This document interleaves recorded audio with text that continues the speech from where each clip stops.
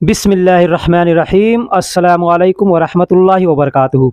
दोस्तों, अरबी के इस लेसन में मैं आपका इस्तकबाल करता हूँ। जैसे हम लोग हिंदी या उर्दू में कहते हैं आओ, आप स्क्रीन पर ध्यान से देखिएगा। हिंदी या उर्दू में आओ कहते हैं, अरबी में ताल कहते हैं। अरबी में ताल कहते हैं, ताल का मतलब आओ। इसको लिखने के लिए ता, ऐन और लाम यानी ताल। अगर यहाँ पे हम अलिफ का इस्तेमाल करेंगे यानी ता और अलिफ और लाम, तो इसका मतलब बदल जाएगा। अगर हमको किसी से कहना हो आओ, अरबी में कहेंगे ताल। ता, ऐन और लाम मिलाकर के बोलेंगे यानी ताल का मतलब आओ। अगला सेंटेंस लेते हैं। कहना हो जाओ, जाओ हिंदी या उर्दू में हम कहते हैं जाओ, अरबी में कहते हैं रोह। रोह, रोह का मतलब जाओ होता है। रोह, रोह का मतलब जाओ। यहाँ पे हम अगर छोटी हा का प्रयोग करेंगे तो इसका मतलब बदल जाएगा। इसलिए यहाँ पे बड़ी हा हम कहेंगे रोह। रोह का मतलब जाओ। रुको, अगर हमको किसी से कहना है रुको तो अरबी में कहेंगे वक़्फ़। वक़्फ़, वक़्फ़ का मतलब होता है रुको। अब इसको लिखने के लिए वाव, बड़ा काफ और फा का इस्तेमाल किया जाता है, जिसको हम लोग उर्दू में कहते हैं वक़्फ़। वक़्फ़ का मतलब होता है रुकना। लोकल लैंग्वेज में बोलने के लिए लोग वक़्फ़ बोलते हैं। वक़्फ़ का मतलब होता है रुकना। अगला सेंटेंस है चलो। चलो, चलो को अरबी में कहते हैं यमशी। यमशी यानी चलो। अगर किसी से कहना होगा कि चलो, अरबी में कहेंगे यमशी। यमशी यानी चलो। या मीम और बड़ी शीन और या, यमशी यानी चलो। यहाँ पे अगर हम छोटी शीन को अगर इस्तेमाल में लाएंगे तो इसका मतलब बदल जाएगा। इसलिए कहेंगे यमशी यानी बड़ी शीन से मतलब चलो। अगला सेंटेंस लेते हैं। बैठो, अगर किसी से कहना होगा बैठो तो अरबी में कहेंगे इजलिस। इजलिस, इजलिस यानी बैठो। अब यहाँ पे ध्यान दिएगा, ये जो अलिफ लिखा हुआ है ना, अलिफ, ये अलिफ नहीं है, ये हमजा है। तो इसको हम चाहें तो पढ़ भी सकते हैं और चाहें तो नहीं भी पढ़ सकते हैं। अगर पढ़ेंगे तो ये होगा इजलिस यानी बैठो। अगर इसको हम हटा देते हैं और सिर्फ पढ़ते हैं जलस, तो जलस का मतलब ही होता है बैठो। बैठने को अरबी में जलस भी कहते हैं और इजलिस भी कहते हैं। आपको मैं समझने के लिए बता दूं कि हम नमाज पढ़ते हैं, नमाज में जब हम बैठते हैं तहियात पढ़ने के लिए, तो उसको अरबी में जलसा कहते हैं। तो जलसा का मतलब होता है बैठना। बैठना, ये उर्दू में भी हम लोग जलसा कहते हैं और अरबी में भी जलस कहते हैं यानी बैठना। अगला सेंटेंस लेते हैं। खाना, खाना को अरबी में तो आम कहते हैं। खाना को अरबी में तो आम कहते हैं। यहाँ पे ध्यान दीजिएगा कि त्वा, ऐन, अलिफ और मीम। त्वा, ऐन, अलिफ और मीम यानी तो आम। तो आम का मतलब होता है खाना। यहाँ पे अगर हम ते का इस्तेमाल करेंगे, छोटी ते का, तो इसका मतलब बदल जाएगा। इसलिए यहाँ पे बड़ी त्वा का इस्तेमाल किया जाता है, ऐन का इस्तेमाल किया जाता है और मीम। तो आम यानी खाना। तो आम का मतलब खाना, जो दाल चावल सब्जी रोटी बिरयानी जो भी हो उसको अरबी में तो आम कहते हैं। अगला सेंटेंस लेते हैं। अगर कहना होगा खाओ, किसी से भी कहना है खाओ, तो अरबी में कहेंगे अकिल। अकिल, अकिल का मतलब होता है खाओ। अकिल का मतलब होता है खाओ। अब यहाँ पे ध्यान दीजिएगा, अगर कहना होगा खा रहा हूं तो भी कहेंगे अकिल। कहना होगा कि खा लिया तो कहेंगे अकिलता। अकिलता, वहाँ पे यहाँ आखिरी में हम त का इस्तेमाल करेंगे यानी खा लिया, यानी खाना खत्म कर लिया, खाना का काम जो है वो पूरा कर लिया। तो अगर कहना होगा खाओ या खा रहा हूँ, खाऊंगा, तो कहेंगे अकिल। अकिल यानी खाऊंगा। अब यहाँ पे ध्यान दीजिएगा, अलिफ, काफ और लाम, छोटी काफ का इस्तेमाल करेंगे। अगर बड़ी काफ का इस्तेमाल करेंगे तो इसका मतलब हो जाएगा बोलना। ठीक है, यहाँ पे अगर बड़ी काफ का इस्तेमाल करेंगे तो मतलब हो जाएगा बोलना, हो जाएगा अगुल। अगुल यानी बोलना। यहाँ पे क्या है अकिल। अकिल यानी खाओ। अगला सेंटेंस लेते हैं। बैठो, अगर कहना होगा बैठो, अरबी में कहेंगे इगाद। इगाद का मतलब बैठना होता है। इगाद का मतलब बैठना होता है। दोस्तों, मैंने पीछे बताया कि इजलिस का मतलब बैठना होता है, तो इजलिस का मतलब भी बैठना होता है और इगाद का मतलब भी बैठना होता है। अब यहाँ पे अरबी देखिएगा, अलिफ, काफ, ऐन और दाल, इकाद। अब यहाँ पे जो अलिफ है ना, ये अलिफ नहीं है, ये हमजा है। इसको हम हटा देंगे तो हो जाएगा काद। काद, काद का मतलब होता है बैठना। अब आपको ये भी समझा दूं कि हम नमाज पढ़ते हैं तो दो बार बैठते हैं। एक बार हम बैठते हैं पहला सजदा करके, जब बैठते हैं ना तो उसको कहते हैं कायदा। ठीक है, तो उसको बैठने को अरबी में काद कहते हैं उसको। ठीक है, दोबारा जब बैठते हैं तहियात पढ़ने के लिए उसको कहते हैं जलसा। ठीक है, तो उसको कहते हैं इजलिस। इजलिस यानी बैठना और काद का मतलब बैठना। तो इसको लोकल लैंग्वेज में बोलने के लिए लोग ईगाद बोलते हैं या गाद बोलते हैं। अगर अलिफ को हटा देंगे तो यहाँ पे ई हट जाएगा और हो जाएगा गाद। गाद का मतलब बैठना। अगला सेंटेंस लेते हैं, उठो। जैसे कोई सोया है या बैठा है, ठीक है, उसको कहना है उठो। उठो अरबी में कहेंगे गुम। गुम, गुम का मतलब होता है उठो। गुम का मतलब होता है उठो। अब यहाँ पे अरबी में ध्यान दीजिएगा, लिखा हुआ है बड़ा काफ और मीम, उम। उम का मतलब होता है उठना। इसको लोकल लैंग्वेज में बोलते हैं गुम यानी उठना। अगला सेंटेंस लेते हैं, रात। रात को अरबी में लैल कहते हैं। रात को अरबी में लैल कहते हैं। लैल, लाम या और अलिफ मिलाकर लिखा हुआ है लैल। लैल का मतलब होता है रात। लैल का मतलब होता है रात। अगला सेंटेंस लेते हैं, दीन। दीन को अरबी में नहार कहते हैं। दीन को अरबी में नहार कहते हैं। यहाँ पे देखिएगा नून, बड़ी हा, अलिफ और रा मिला करके लिखा है नहार। अब यहाँ पे अगर हम छोटी हा का इस्तेमाल करेंगे ना तो उसका मतलब बदल जाएगा। मतलब होगा नदी, नहर। नहर का मतलब होता है नदी, समंदर, ठीक है, दरिया। तो यहाँ पे अगर छोटी हा इस्तेमाल करेंगे तो हो जाएगा नहार यानी नदियाँ। बहुत सी नदियों को नहार कहते हैं। यहाँ पे छोटी हा नहीं, यहाँ पे बड़ी हा रहेगा तो कहेंगे नहार। नहार थोड़ा हलक से निकाल के बोलेंगे तो नहार का मतलब होता है दीन। अगला सेंटेंस लेते हैं, जैसे कहना होगा रात और दिन। रात और दिन तो अरबी में कहेंगे लैल व नहार। लैल व नहार। यहाँ पे लैल का मतलब रात है और वह का मतलब और है और नहार का मतलब दिन है, तो कहेंगे लैल व नहार यानी रात और दिन। अगला सेंटेंस लेते हैं, आज। आज को अरबी में अल यौम कहते हैं। आज को अरबी में अल यौम कहते हैं। यहाँ पे ध्यान दीजिएगा, अलिफ लाम या वाव और मीम यानी अल यौम। अल यौम का मतलब आज होता है। किसी से कहना होगा आज तो अरबी में कहेंगे अल यौम।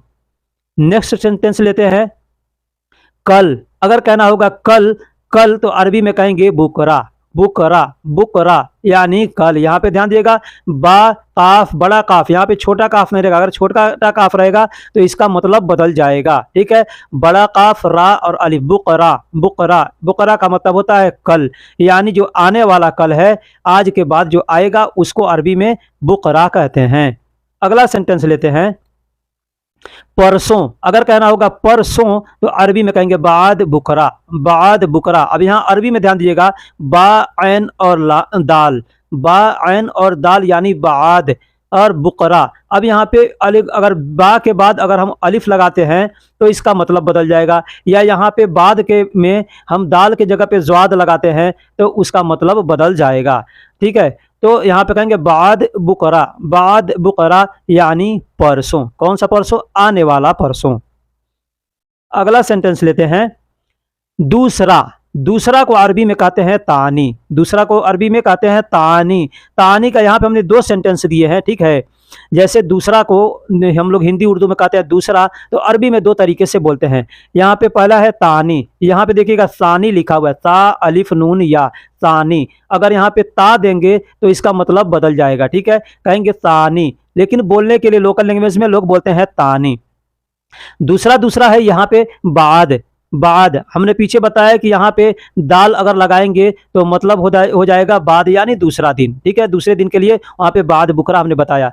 तो यहाँ पे हमने द्वाद दिया है, द्वाद, तो ये है बाद।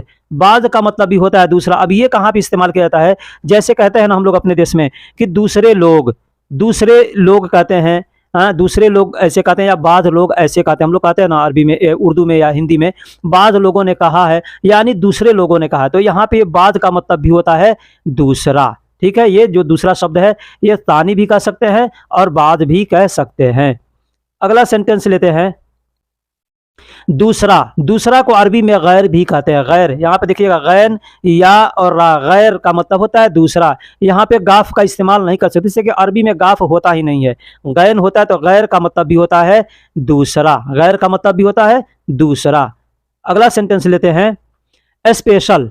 स्पेशल का मतलब होता है खास। खास, खा अलिफ और स्वाद, खास का मतलब होता है स्पेशल और अपना। जैसे प्राइवेट कहते हैं ना, प्राइवेट को भी खास कहते हैं, इंग्लिश में प्राइवेट कहते हैं, इंग्लिश में स्पेशल कहते हैं। तो दोनों के लिए खास शब्द का प्रयोग किया जाता है। खास का मतलब होता है स्पेशल या प्राइवेट। आप देखिएगा कहीं कहीं पे जाइएगा तो किसी जगह पे लिखा हुआ है खास मंतका, मतलब वो प्राइवेट एरिया है। एरिया का वो अरबी में मंतका कहते हैं। या किसी मॉल में जाइएगा, दुकान में देखिएगा लिखा होता है वहाँ पे खास, और वहाँ पे लिखा था उरूज, उरूज यानी खास अर्ज, यानी खास स्पेशल डिस्काउंट लिखा रहता है, स्पेशल ऑफर, तो वहाँ पे लिखा रहता है खास अर्ज। ठीक, अगला सेंटेंस लेते हैं।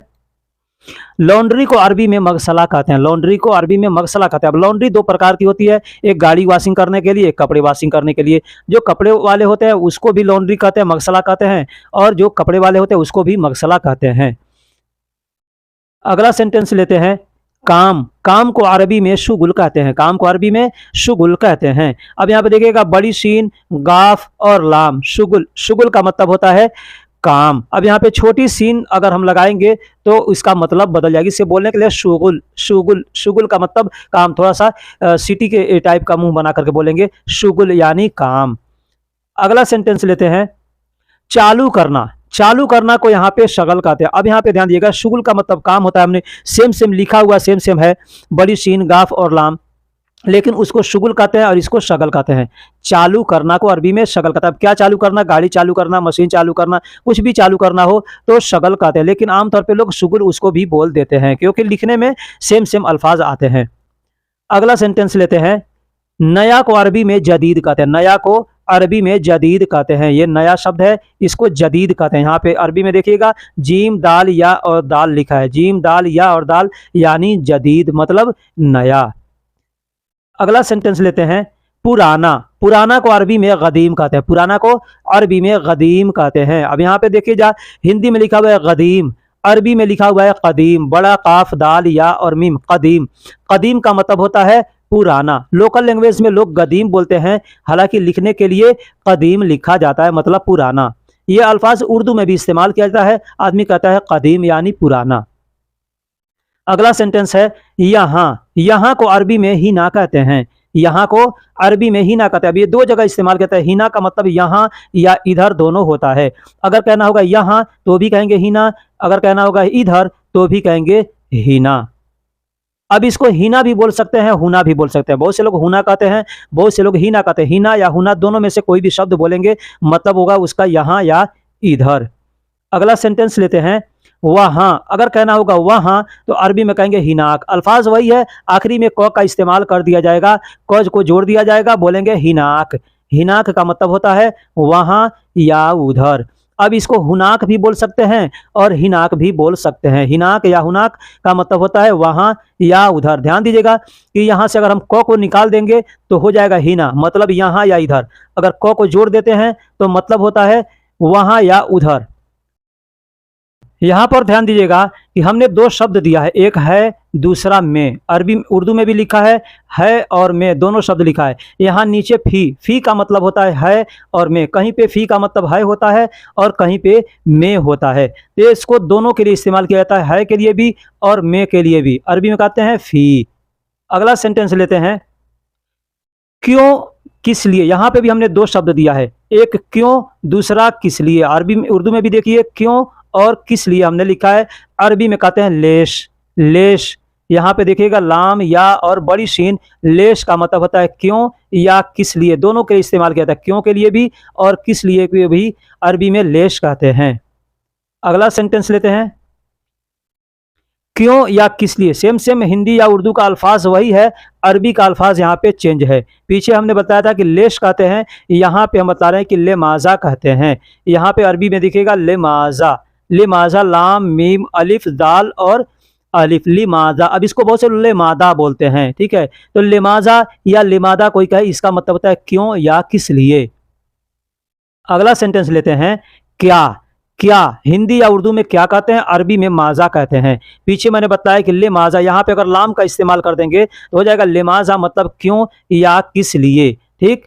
अरबी में कहेंगे इसको माजा, माजा का मतलब होता है क्या या क्या। यहाँ पे हमने क्या लिखा है ना, अरबी उर्दू और हिंदी दोनों में लिखा है, तो माजा का मतलब होता है क्या। अगला सेंटेंस लेते हैं। कहना, कहना यानी बोलना या बताना। किसी से कहना हो, बोलना हो, बताना हो, अरबी में कहेंगे गाल। यहाँ पे देखिए काल हमने लिखा है, लोकल लैंग्वेज में बोलते हैं लोग गाल। काफ अलिफ और लाम, बड़ा काफ, छोटा काफ नहीं, बड़ा काफ। बड़ा काफ का मतलब होता है बड़ा काफ अलिफ और लाम मिलाकर लिखेंगे तो गाल, इसको काल लिखा गया है, लेकिन बोलने के लिए लोग गाल बोलते हैं। तो गाल का मतलब होता है कहना, बोलना या बताना। अब ये गाल शब्द है जो ये बीते हुए समय के लिए इस्तेमाल किया जाता है। जैसे थोड़ी देर पहले आपने बताया या कहा या बोला, जैसे आमतौर पे आप समझ लीजिए कि हदीस जब पढ़ते हैं तो वहाँ पे देखिएगा लिखा हुआ होता है काल रसूलुल्लाह, यानी काल यानी बोला या बताया या कहा। ठीक है, अगर किसी सहाबा के बारे में लिखा है तो वहाँ पे भी काल लिखा रहेगा, सहाबा ने कहा या बोला या बताया, नबी ने कहा या बताया, अल्लाह ने कहा या बताया, तो वहाँ पे लिखा रहता है काल। काल का मतलब होता है कहा या बोला या बताया, बीते हुए समय के लिए है। अगला सेंटेंस लेते हैं, बोलो। अब ये है प्रेजेंट के लिए, बोलो या कहो या बताओ। ठीक है, तो यहाँ पे कहेंगे गुल। गुल का मतलब होता है बोलना, कहना या बताना। इसका मतलब भी वही होता है, बोलो या कहो या बताओ, लेकिन ये प्रेजेंट के लिए इस्तेमाल किया जाता है। जैसे कहना होगा बोलो बोलो, तो कहेंगे गुल। गुल यानी बोलो। अगला सेंटेंस लेते हैं, बात करना। बात करना को अरबी में कलाम कहते हैं। ठीक है, अगर कहना है किसी से बात करो तो कहें कलाम, सवी कलाम यानी बात करो, सवी कलाम यानी बात करो। अब यहाँ पे हमने लिखा है कलम। कलम अगर कहना होगा किसी से बता देना तो कह देंगे कलम। कलम यानी बता देना। अगला सेंटेंस लेते हैं, नमाज को अरबी में सलाह कहते हैं। नमाज को अरबी में सलाह कहते हैं। सलाह, सलाह यानी नमाज। अब ये अरबी अल्फाज है, इसको उर्दू में भी इस्तेमाल किया जाता है। ठीक है, सलात कहते हैं नमाज को अरबी उर्दू में। अब यहाँ पे सलाह, अब नमाज जो शब्द है ना, ये उर्दू अल्फाज नहीं है, यहाँ पे ध्यान दीजिएगा। ये नमाज जो है ये उर्दू अल्फाज नहीं है, ये फारसी का अल्फाज है नमाज। उर्दू और अरबी का अल्फाज एक ही है जिसको सलात कहते हैं। ठीक है, अब यहाँ पे अरबी लोग सलाह कहते हैं, सल्ली कहते हैं। अगला सेंटेंस लेते हैं, रोज़ा को अरबी में सोम कहते हैं। रोज़ा को अरबी में सोम कहते हैं। सोम, सोम भी कहते हैं, साइम भी कहते हैं। साइम का मतलब होता है रोज़े, बहुत से रोज़े हैं तो साइम कहेंगे। एक रोज़ा है तो आदमी कहेगा सोम। जैसे आदमी कहता है रोज़ा हो तो कहेगा सोम फी। सोम फी यानी रोज़ा है या रोज़ा हो। ठीक, अगला सेंटेंस लेते हैं, जिहाद। जिहाद का मतलब होता है जंग करना। अब किसके लिए? बुराई के खिलाफ में जिहाद करना, इसको कहते हैं जंग यानी जिहाद करना। ठीक है, अगला सेंटेंस लेते हैं, ख्वाहिश को अरबी में नफ्स कहते हैं। ख्वाहिश को अरबी में नफ्स कहते हैं। अगला सेंटेंस लेते हैं, सामने। सामने को अरबी में गिद्दाम कहते हैं। सामने यानी आगे को अरबी में गिद्दाम कहते हैं। यहाँ पे अरबी में देखिएगा क़िद्दाम लिखा हुआ है, बड़ा काफ दाल अलिफ और मीम, क़िद्दाम। इसका मतलब होता है सामने या आगे। सामने या आगे अरबी में कहते हैं क़िद्दाम, लोकल लैंग्वेज में बोलते हैं गिद्दाम। अगला सेंटेंस लेते हैं, पीछे को अरबी में वरा कहते हैं। पीछे को अरबी में वरा कहते हैं। वरा यानी पीछे। पीछे, अब किसके पीछे? कोई भी पीछे है, घर के पीछे है, आदमी के पीछे है, गाड़ी के पीछे, सब जगह वरा शब्द का प्रयोग किया जाता है। अगला सेंटेंस लेते हैं, ताज़ा। ताज़ा को अरबी में ताजीज कहते हैं। ताज़ा को अरबी में ताजीज कहते हैं। ताजीज यानी ताज़ा, फ्रेश, इंग्लिश में फ्रेश कहते हैं और उर्दू हिंदी में ताज़ा कहते हैं, अरबी में ताजीज कहते हैं। अगला सेंटेंस लेते हैं, जगह। जगह को अरबी में मकान कहते हैं। जगह को अरबी में मकान कहते हैं। मकान यानी जगह, कोई भी जगह है, खाली जगह है, भरा हुआ जगह है या कोई सामान रखने का जगह है, सबको अरबी में मकान कहते हैं। अगला सेंटेंस देते हैं, फादी। फादी अरबी में कहते हैं फादी, हिंदी में कहते हैं खाली, उर्दू में भी कहते हैं खाली, अरबी में कहते हैं फादी। अब यहाँ पे देखिए फा अलिफ ज़ाद या, फादी। फादी यानी खाली। यहाँ पे दाल अगर दे देंगे ना तो इसका मतलब बदल जाएगा, तो कहेंगे फादी यानी खाली। अगर किसी से कहना होगा खाली तो कहेंगे फादी यानी खाली। अगला सेंटेंस लेते हैं, भरा हुआ। भरा हुआ जैसे डब्बा भरा हुआ है, बोतल भरा हुआ है, बाल्टी भरा हुआ है, टंकी भरा हुआ है, कहेंगे मलियान। मलियान यानी भरा हुआ यानी फुल, कोई भी चीज़ फुल है, भरा हुआ है, कहेंगे मलियान। अगला सेंटेंस लेते हैं, दुकान। दुकान को अरबी में महल कहते हैं। दुकान को अरबी में महल कहते हैं। महल यानी दुकान, कोई भी दुकान है उसको अरबी में महल कहेंगे। अगला सेंटेंस, ऑफिस को अरबी में मकतब कहते हैं। ऑफिस को अरबी में मकतब कहते हैं। मकतब यानी ऑफिस, ऑफिस को अरबी में मकतब कहते हैं। अगला सेंटेंस, नोटबुक। नोटबुक यानी कापी होता है ना जिसपे हिसाब लिखते हैं, उसको अरबी में दफ्तर कहते हैं। नोटबुक को अरबी में दफ्तर कहते हैं। दफ्तर यानी नोटबुक। अगला सेंटेंस लेते हैं, फाइल को अरबी में मिल्फा कहते हैं। फाइल, फाइल, फाइल यानी जो पेपर वगैरह रखने के लिए जो फाइल बनाते हैं उसको अरबी में मिल्फा कहते हैं। मिल्फा यानी फाइल। अगला सेंटेंस, पैसा को अरबी में फुलूस कहते हैं। पैसा को अरबी में फुलूस कहते हैं। एक और शब्द है माल, माल का मतलब भी होता है पैसा। ठीक है। अगला सेंटेंस, नंबर को अरबी में रकम कहते हैं। नंबर को अरबी में रकम कहते हैं। कोई भी चीज़ का नंबर हो, गाड़ी का नंबर, मोबाइल का नंबर, घर का नंबर, कोई भी चीज़ का नंबर हो, अरबी में कहेंगे रकम। रकम यानी नंबर। अब लोकल में बोलने के लिए रकम बोलते हैं, उर्दू अरबी में लिखा है रकम। रकम, रा बड़ा काफ और मीम, रकम बोलने के लिए रकम बोलते हैं। अगला सेंटेंस, जैसे कहना होगा अकाउंट नंबर। अकाउंट नंबर अरबी में कहेंगे रकम हिसाब। रकम हिसाब या रकम हिसाब। रकम हिसाब भी बोल सकते हैं, रकम हिसाब भी बोल सकते हैं। रकम या रकम का मतलब होता है नंबर और हिसाब का मतलब होता है अकाउंट। तो अगर कहना होगा अकाउंट नंबर कहेंगे रकम हिसाब यानी अकाउंट नंबर। अगला सेंटेंस, पैर को अरबी में कदम कहते हैं। पैर को अरबी में कदम कहते हैं। पैर को अरबी में कदम कहते हैं।